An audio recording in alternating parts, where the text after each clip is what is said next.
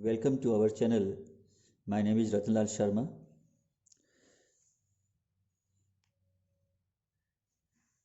आज के इस वीडियो में आप सीखेंगे क्लास 10th का लेसन ग्लिम्स ऑफ इंडिया का तीसरा भाग टी फ्रॉम आसाम, आसाम की चाय।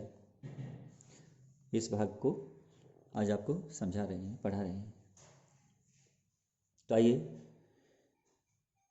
Now let's get started. T from Assam, Assam की चाय। प्रेंजल ए यंगेस्टर फ्रॉम आसाम।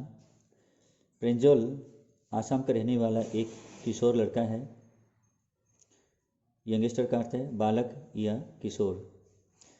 तो प्रेंजल ए यंगेस्टर फ्रॉम आसाम। प्रेंजल आसाम का रहने वाला एक किशोर लड़का है, किशोर बालक है। Is Rajveer classmate at school इन दिल्ली। जो दिल्ली में राजवीर के विद्यालय का क्लासमेट है, कक्षा का सहपाठी है उसका, राजवीर का। प्रेंजल्स फादर इज द मैनेजर। प्रेंजल के पिताजी प्रबंधक है। मैनेजर का अर्थ है प्रबंधक यानी व्यवस्थापक। Pranjal's father is the manager of a tea garden in upper Assam. Pranjal के पिताजी ऊपरी आसाम में एक चाय के बागान के प्रबंधक है, मैनेजर है। And Pranjal has invited Rajveer. Pranjal ने राजवीर को आमंत्रित किया है, निमंत्रित किया है टू विजिट हिज होम, कि वह उसके घर में आए, उससे मिलने के लिए उसके घर आए। ड्यूरिंग द समर वेकेशन, ग्रीष्मावकाश के दौरान उसके घर आए। अब लेसन के अंदर से चाय गरम।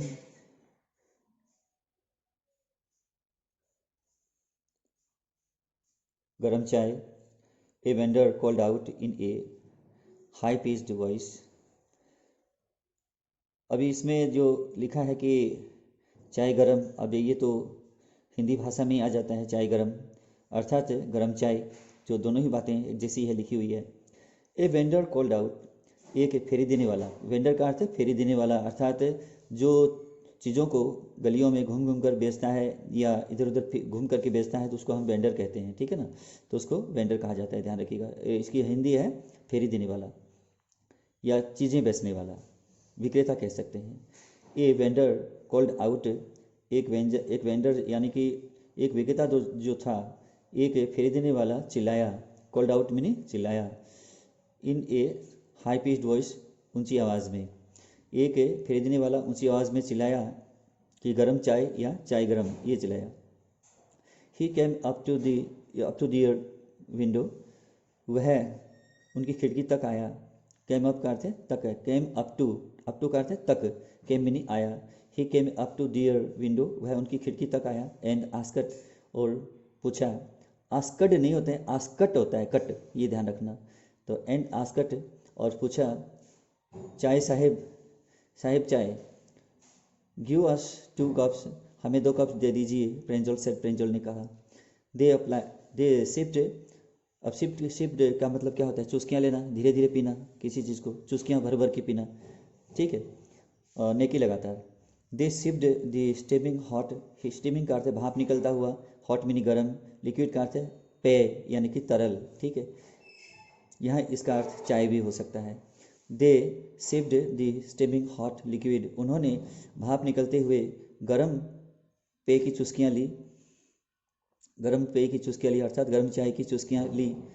Almost everyone in their compartment, लगभग प्रत्येक व्यक्ति उनके डिब्बे में। अब रेल का डिब्बा जो होता है उसको क्या कहते हैं? कंपार्टमेंट। तो कंपार्टमेंट के अंदर, रेल के डिब्बे के अंदर जितने भी लोग थे, लगभग सभी लोग वॉज ड्रिंकिंग टी टू, सभी चाय पी रहे थे। अब लगभग उनके डिब्बे में प्रत्येक व्यक्ति चाय पी रहा था। अब इसमें जो है एवरीवन लगता है ना, जब देखिए इसका सब्जेक्ट कौन है, अब ये तो बताया जाए कहाँ पर, तो इन डियर कंपार्टमेंट, उसके डिब्बे में, ये सब्जेक्ट नहीं है। सब्जेक्ट क्या है, ऑलमोस्ट भी नहीं है सब्जेक्ट, ऑलमोस्ट तो ये लगभग बताता है, ठीक है ना, ये तो लगभग की बात हो रही है। एवरीवन ये आपका सब्जेक्ट है। तो एवरीवन ये क्या है, हमेशा एवरी से या ईच से शुरू होने वाला या आइदर से शुरू होने वाला, काफ़ी हद तक मान लीजिए ये सिंगुलर होता है। कभी कभी ये प्लुरल होता है, तो लेकिन ये जो एवरीवन है ये तो हमेशा ही सिंगुलर ही होगा, तभी तो इसके लिए यहाँ वॉज का यूज़ हुआ है। अगर प्रेजेंट होता तो इज होता, अगर ये पास्ट है तो वो, अब जैसा कि है ये पास्ट, तो पास्ट कंटिन्यूस है तो वॉज का यूज़ हुआ। यहाँ वर या आर का यूज़ नहीं हो सकता, क्योंकि एवरीवन जब सब्जेक्ट हो, ठीक है ना। और जहाँ तक एवरी या आइदर की बात हो रही है, एवरी एक वचन होता है और आइदर भी एक वचन ही होता है, लेकिन आइदर के बाद में अगर और का प्रयोग हुआ है तो और के बाद वाला सब्जेक्ट के अनुसार हमेशा जो है वर्ब लगता है। अगर नाइदर नोर का यूज़ हो रहा है तो नाइदर से कुछ भी नहीं होगा, नोर वाला जो दूसरा जोड़ा जो होता है नोर, तो नोर के बाद वाला जो सब्जेक्ट होगा उसके अनुसार उसकी क्रिया लगेगी, चाहे वो एक वचन है चाहे वो बहुवचन है। तो ये तो वाक्य की कंडीशन बताती है वो किस टाइप में है, कि वो एक प्लुरल में है या सिंगुलर में है।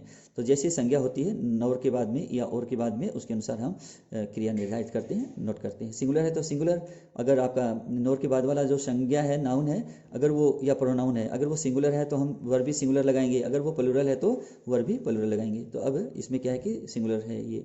Everyone in their compartment, almost everyone in their compartment was drinking tea too, लगभग उनके डिब्बे में प्रत्येक व्यक्ति चाय पी रहा था। डू यू नो, क्या तुम जानते हो, दैट कि क्या तुम जानते हो कि over 80 crore cups, over 80 crore, 80 का मतलब क्या क्या होता है, 80, करोड़ का मतलब करोड़, 80 करोड़ से भी अधिक, यानी ओवर का मतलब है ऊपर होना, ठीक है ना, किसी निश्चित संख्या, निश्चित लेवल से ऊपर होना, जिसे कहते हैं ओवर, यानी कुछ ज़्यादा होना। कितना ज़्यादा है ये मालूम नहीं, लेकिन ऊपर है इसका। तो ओवर 80 करोड़, 80 करोड़ से भी अधिक लोग, अधिक 80 करोड़ से भी अधिक कप्स ऑफ टी, चाय के कप, आर ड्रंक पिए जाते हैं एवरी डे, प्रतिदिन। 80 करोड़ से भी अधिक चाय के कप जो है वो पिए जाते हैं प्रतिदिन। थ्रू आउट दी वर्ल्ड, पूरी दुनिया में, थ्रू आउट का मतलब है पूरी, यानी कि जितना है वो पूरी दुनिया में, पूरी दुनिया की बात हो रही है, यानी कि जैसे ऑल ओवर दी वर्ल्ड हो जाता है कई बार लिखा हुआ, ठीक है ना, या इन दी वर्ल्ड भी हो जाता है, यहाँ दिया है थ्रू आउट दी वर्ल्ड, यानी पूरी दुनिया में, और पूरी दुनिया की बात हो रही है। पूरी दुनिया में जो है 80 करोड़ से भी अधिक चाय के कप प्रतिदिन पिए जाते हैं। राजवीर ने ये बात कही। वाव, आश्चर्य है, एक्सक्लेम्ड प्रेंजोल, प्रेंजोल ने चिल्लाते हुए कहा, प्रेंजोल ने चिल्लाकर कहा कि आश्चर्य है, T really is very popular, चाय वाकई बहुत ही लोकप्रिय है। अब रियली का मतलब वास्तव में, ठीक है ना, या वाकई, पॉपुलर मीनिंग क्या होता है, लोकप्रिय, ठीक है ना। चाय जो है वास्तव में बहुत ही लोकप्रिय है। The train pulled out of the station, rail जो है स्टेशन से चली। अब पुल्ड आउट ऑफ का मतलब है से चल पड़ी, तो ट्रेन जो है स्टेशन से निकल गई या चल पड़ी। Pranjol buried his nose in his detective book again, Pranjol ने अपनी जासूसी वाली पुस्तक में फिर से ध्यान से देखना शुरू कर दिया, या जासूसी वाली पुस्तक को फिर से उसने ध्यान से पढ़ना शुरू कर दिया। अब बरीड हिज नोज इन, अब यानी अपनी नाक को दफना देना, अपनी नाक को दफना दिया। नाक को दफनाया नहीं जाता है, यानी कि उसको, उसका जो हिंदी है वो क्या होगा, ध्यान से देखना या ध्यान से पढ़ना, ठीक है ना। वैसे बरीड का मतलब क्या होता है, दफना देना, दफना दिया, ये पास्ट सिंपल का है, पास्ट इंडेफिनिट का है ये से। Pranjol buried his nose in his detective, detective का मतलब जासूसी वाली, और लुक बुक में क्या होता है, पुस्तक, अगेन में नहीं, फिर से इन्हें दोबारा। प्रेंजोल ने सॉरी, प्रेंजोल ने जासूसी वाली पुस्तक में फिर से ध्यान से देखना शुरू कर दिया, ध्यानपूर्वक पढ़ना शुरू कर दिया। राजवीर भी, अब ठू का यूज़ जब हम करेंगे, या तो ठू का प्रयोग हम वाक्य के आखिर में करते हैं, या हम सब्जेक्ट के तुरंत में कर सकते हैं, ठीक है ना। जैसा कि अब राजवीर के बाद में ठू का यूज़ हुआ है, तो इस तरह से हम सब्जेक्ट के तुरंत, यानी कि राजवीर पर बल दिया जा रहा है तो राजवीर ठू हो जाएगा, तो जिस पर बल दिया जाए उसके पास ही हम इसका यूज़ करते हैं।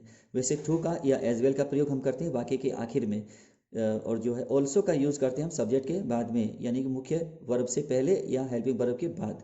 और जो इवन का जो होता है, इवन का अर्थ भी होता है, इसका प्रयोग हम पहले भी कर लेते हैं या फिर हम जहाँ जरूरी होगा ना वहीं हम करेंगे। या वर्ब पर हमें दबाव डालना है तो हम वर्ब के साथ करेंगे, या हम सब्जेक्ट पर दबाव डालना चाहते हैं तो सब्जेक्ट के अनुसार सब्जेक्ट के पास करेंगे, या ऑब्जेक्ट के अगर हम कर रहे हैं तो जहाँ जिस रूप में जिस पर दबाव दे रहे हैं उसके अनुसार उसका प्रयोग होगा, जो जहाँ भी हो। Rajveer too was an ardent fan of detective stories. Rajveer को भी जासूसी वाली कहानियों राजवीर भी जासूसी वाली कहानियों का प्रबल शौकीन था। अब वॉज भी नहीं था, वॉज ये वाज नहीं होता है। बहुत लोग क्या है कि इसका उच्चारण गलत करते हैं, गलत पढ़ते हैं या पढ़ाते हैं, ठीक है ना। वाज कहते हैं, वाज कभी नहीं होता, वॉज होता है। कि देखिए अब WA का क्या बनता है, वो वाह नहीं होता, वो होता है, ठीक है ना। और एस का मतलब जय हो जाता है, वैसे सह नहीं होता इसका, क्योंकि इससे पहले एस से पहले क्या है, स्वर लगा है ना। ए क्या है, स्वर है, वोवेल है, इसलिए इसका वोज हो जाएगा। एस से पहले जब स्वर आएगा तो एस का उच्चारण जय हो जाएगा, ये ध्यान रखना है। तो ये क्या हुआ, वाज नहीं है।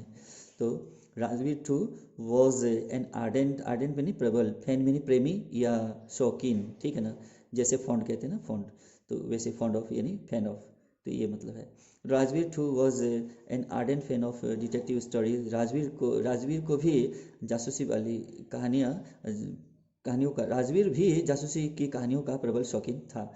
बट लेकिन एट द मोमेंट, लेकिन वर्तमान में यानी इस समय, ही वॉज किनर on looking at the beautiful scenery. लेकिन अब इस समय वह खूबसूरत दृश्यों को देखने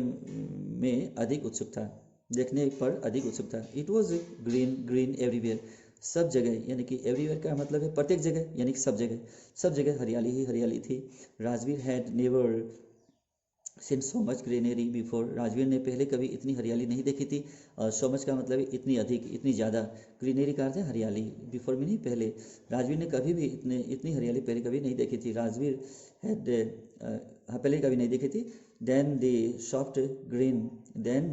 the soft green paddy fields gave way to tea bushes. इसके बाद मुलायम अर्थात कोमल हरे रंग की यानी हरियाली से युक्त धान के खेत शुरू हो गए। इसके बाद दोबारा सुन लीजिए।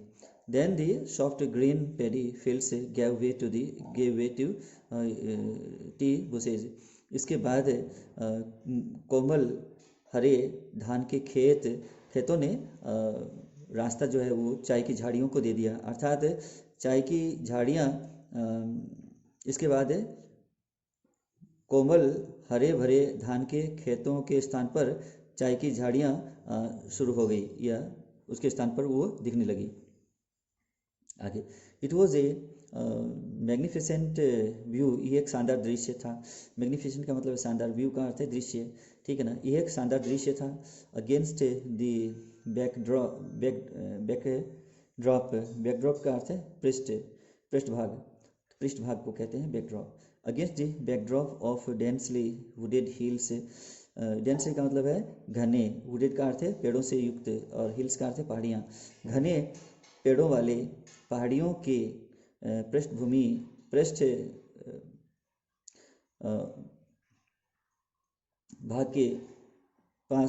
पृष्ठभाग के सामने a sea of tea bushes stretched as far as the eye could सी।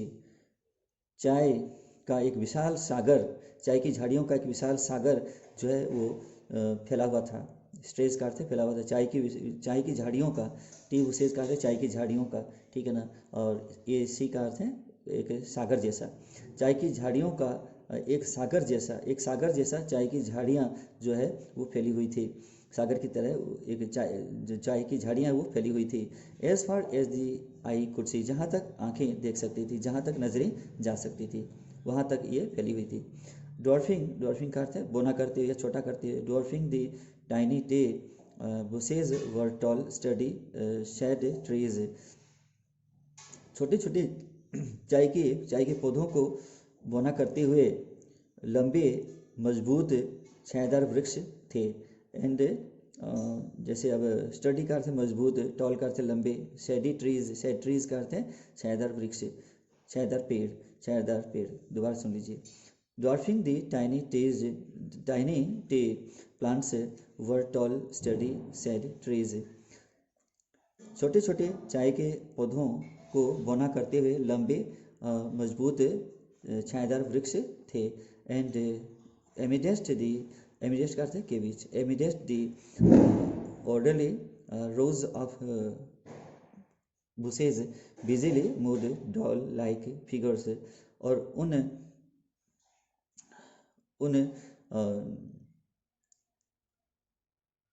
सुव्यवस्थित क्रम, अब देखिए कि ऑर्डरली का मतलब है सुव्यवस्थित, क्रम का मतलब है इसमें रोज रोज में नहीं, पंक्तियाँ या क्रम, ठीक है ना, सुव्यवस्थित पंक्तियाँ।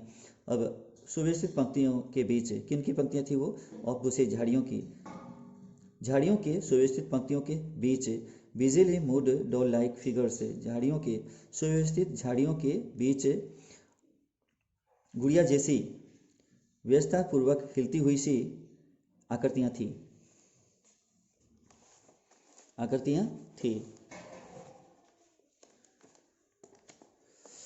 In the distance was an ugly building।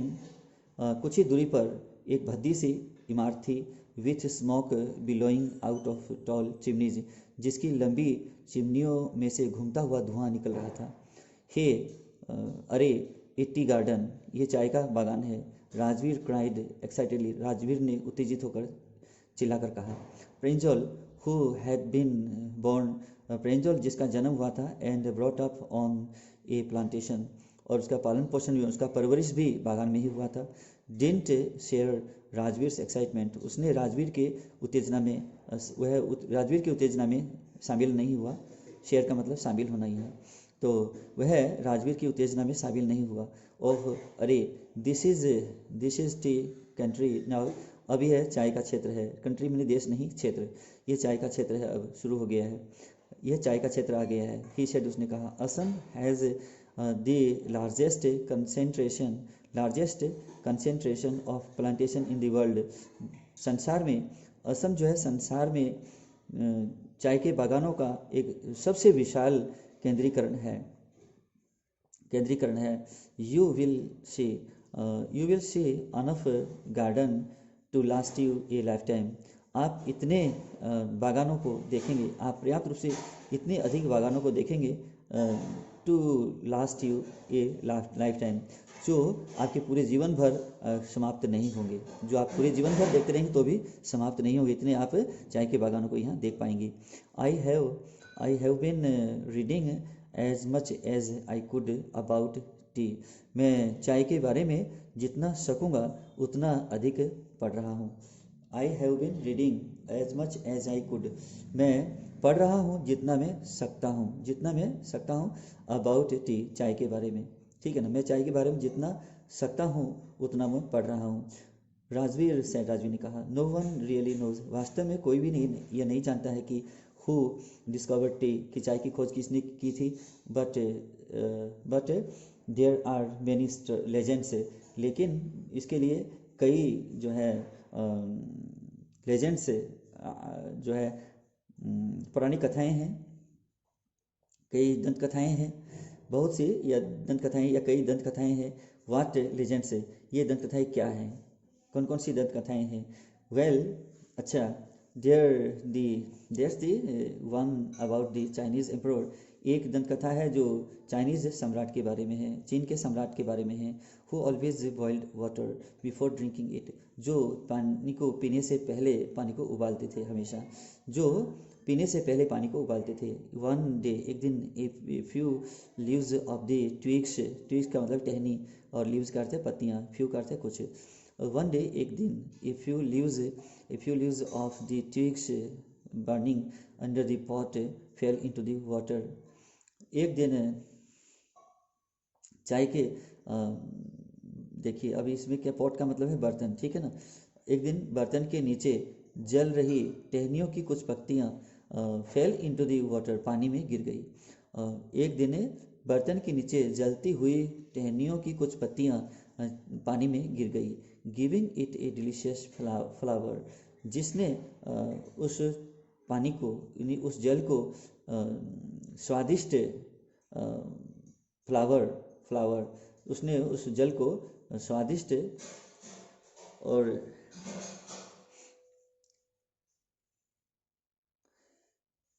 खुशबूदार बना दिया, सुगंधित बना दिया। अब फ्लावर का मतलब सुगंधित होता है या महक वाला हो जाएगा, ठीक है ना। तो जिससे वह जल जो है, पानी जो है, उबलता हुआ जो पानी है वह स्वादिष्ट महक वाला बन गया, महकदार बन गया, खुशबूदार बन गया। इट इज़ सैड, ये कहा जाता है कि दे आर टी लीव्स, वे टहनियों में जो पत्तियां थी ना वो चाय की ही पत्तियां थी, ऐसा कहा जाता है। टेल मी अनदर, मुझे दूसरी दंत कथा बताओ।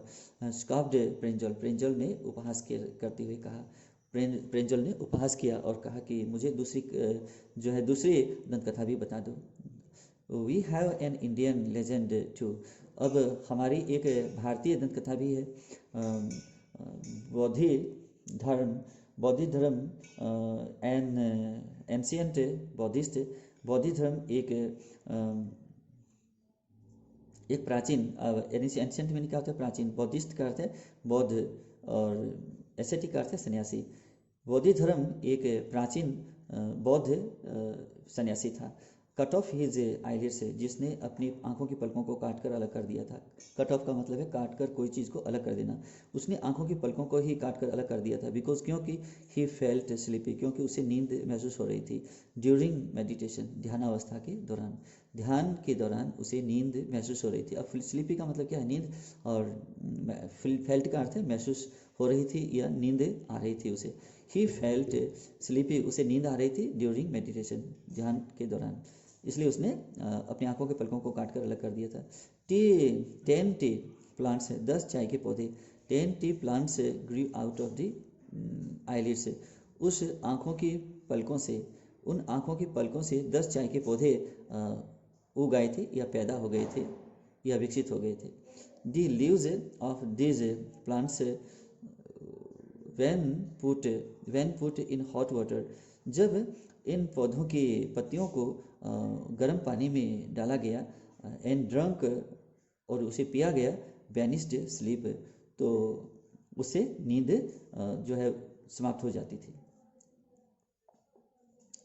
T was first drunk in China, सबसे पहले चाय चीन में ही चाय पी गई थी। राजवीर ने आगे कहा, as far as back as 2700 BC, ईस्वी पूर्व 2700 ईस्वी पूर्व, जहाँ तक लगभग 2700 ईस्वी पूर्व में, अभी BC का मतलब यह होता है बिफोर क्रिस्ट, यानी ईसा मसीह से पहले का जो समय है उसके लिए कहा गया है, यानी ईसा के जन्म से पहले 2700 ईस्वी पूर्व में, इन फैक्ट वास्तव में वर्ड्स सच एज टी, जैसा कि शब्द है चाय एंड चीनी आर फ्रॉम चाइनीज, चाय और चीनी ये दोनों ही चीन से आए हुए शब्द हैं, चीन से ही आए हुए शब्द हैं। Tea came to Europe only in 16th century, चाय यूरोप में केवल 16वीं सदी में ही पहुंची। चाय जो है 16वीं सदी में ही यूरोप में पहुंची। And was drunk more as medicine, और उसे दवा के रूप में ज़्यादा पी गई थी उस समय, देन एज बीवरेज, पेय की तुलना में उसे किसी पेय की तुलना में, अब बीवरेज का मतलब है पेय पदार्थ, किसी पीने वाली चीज़ को कहते हैं बीवरेज। अब किसी पेय की तुलना में उसे दवा के रूप में अधिक पी गई थी उस समय। The train clattered into Mariani junction, rail जो है वो खड़खड़ाती हुई मोरियोनी जंक्शन पहुंची। मोरियोनी जंक्शन का मतलब संगम होता है, ठीक है ना, और मोरियोनी एक जगह का नाम है जो असम में पड़ता है और जहाँ बागान वाला क्षेत्र है ये। तो मोरियोनी जंक्शन में रेलगाड़ी जो है खड़खड़ाती हुई पहुंची। अब जो है रेलगाड़ी पहुंची मोरियोनी जंक्शन एक जगह है। अब उस जगह के अंदर जब प्रवेश करी तो गाड़ी बाहर से थी, वो अंदर प्रवेश की अचानक, तो ये इंटू का प्रयोग हुआ यहाँ। प्रेपोजिशन, जब बाहर से कोई चीज़ गति में आती है अंदर की ओर तो हम इंटू का यूज़ करते हैं। ये रेलगाड़ी पहले बाहर थी और मोरियोनी जंक्शन में जब जैसे वो प्रवेश की तो इंटू का यूज़ हुआ। यहाँ इन नहीं होगा, इन मोरियोनी जंक्शन नहीं होगा, इन टू मोरियोनी जंक्शन होगा। और ये ध्यान रखना है। तो रेलगाड़ी जो है कड़कड़ाती हुई मोरियन जंक्शन में पहुंची। दी बॉयज़ कलेक्टेड डियर लगेज, लड़कों ने अपना सामान, अब रेल के यात्रा के समय जो हम सामान साथ में लेकर चलते हैं उस सामान को कहते हैं लगेज। लगेज का मतलब होता है सामान, ठीक है ना। ये रेल के अंदर जब ले जाते हैं उस सामान को कहते हैं लगेज, यह ध्यान रखना। तो लड़कों ने सामान को इकट्ठा किया and pushed their way to the crowded platform, और उन्होंने भीड़ भाड़ वाले प्लेटफॉर्म में से भीड़ को धकेल करके प्लेटफॉर्म में से अपना रास्ता बनाया, अपने रास्ते आगे निकले। Pranjol's parents were waiting for them, Pranjol के माता पिता उनके लिए इंतजार कर रहे थे, उनका इंतजार कर रहे थे। अब वेट के साथ में हमेशा फॉर का यूज़ करते हैं। अब चाहे वेट हो, वेट फॉर हो जाएगा, वेट्स फॉर हो जाएगा, वेटिंग फॉर हो जाएगा, वेटिड फॉर भी हो जाएगा, ठीक है ना।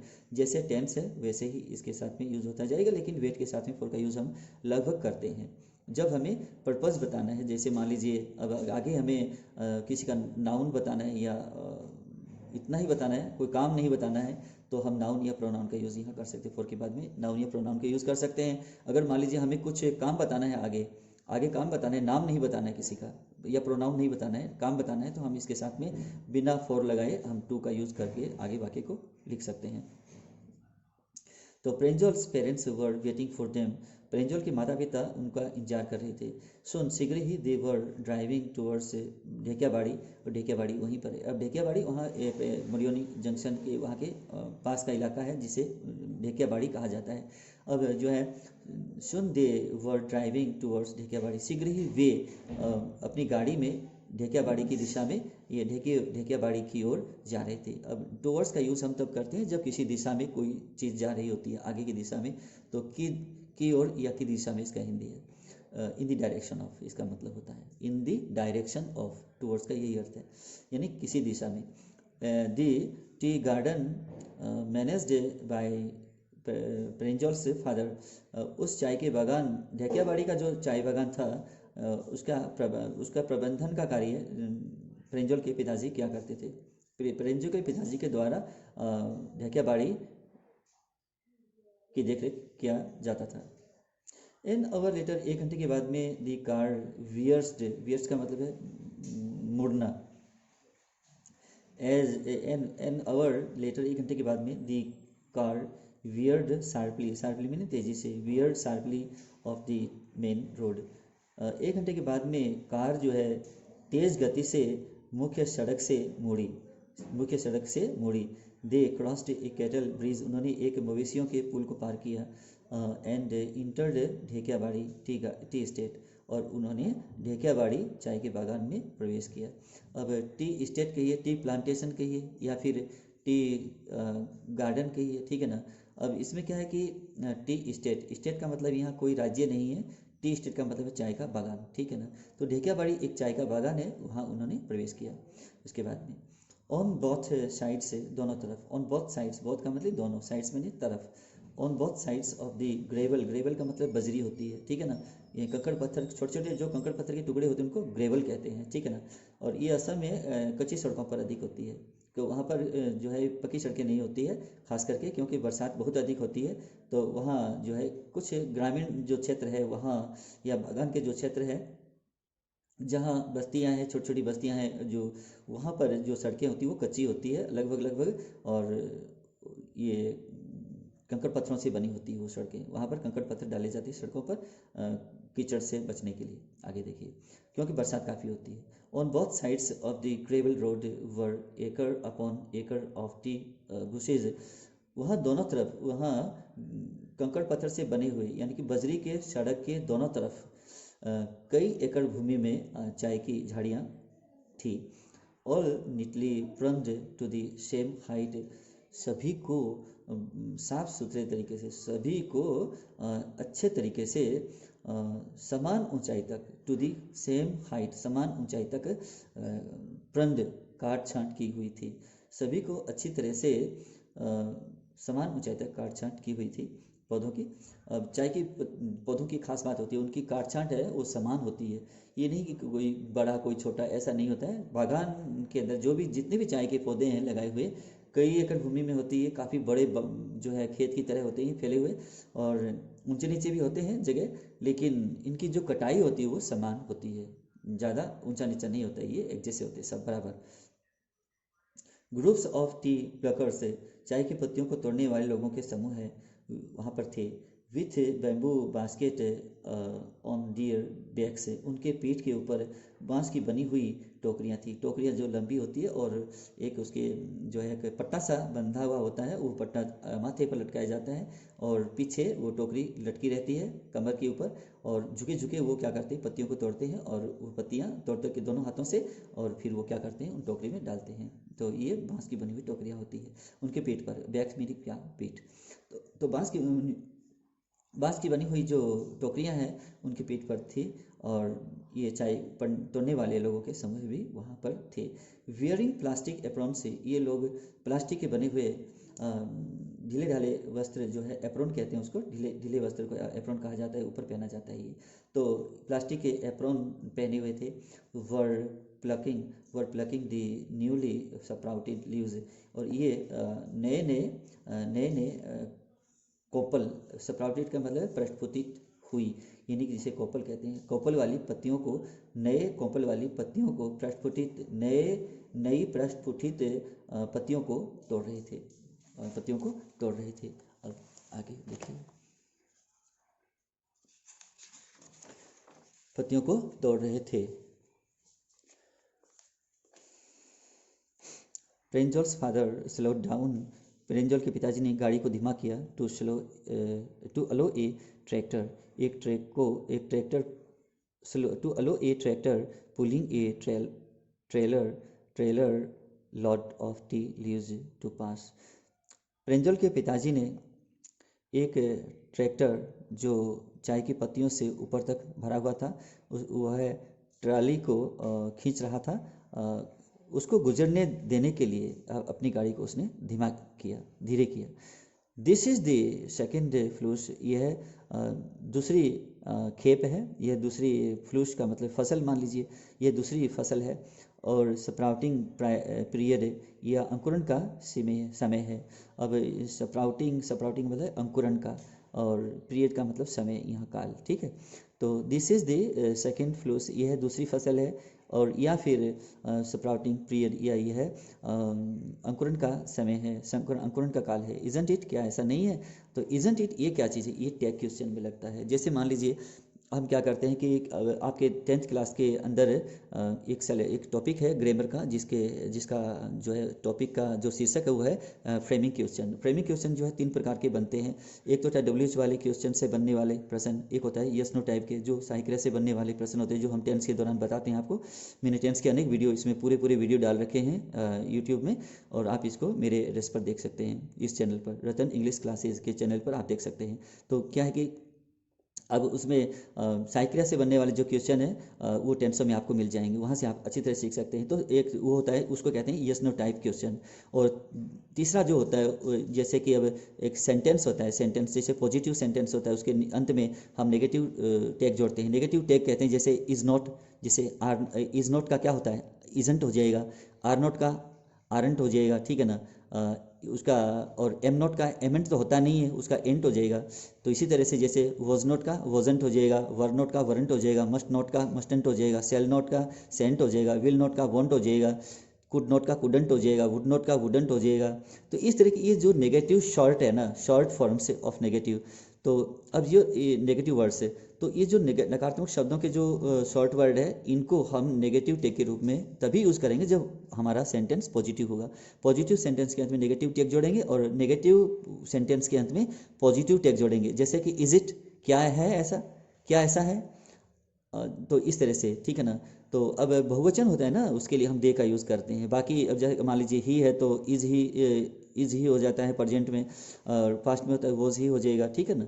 और जैसे आर यू, जैसे क्या आप हैं, ऐसे तो पॉजिटिव टैग जुड़ जाता है उसके। और ये 3 ही प्रकार के प्रश्न है जो मैं आपको ये इनके एक वीडियो बनाकर डालने वाला हूँ निकट भविष्य में।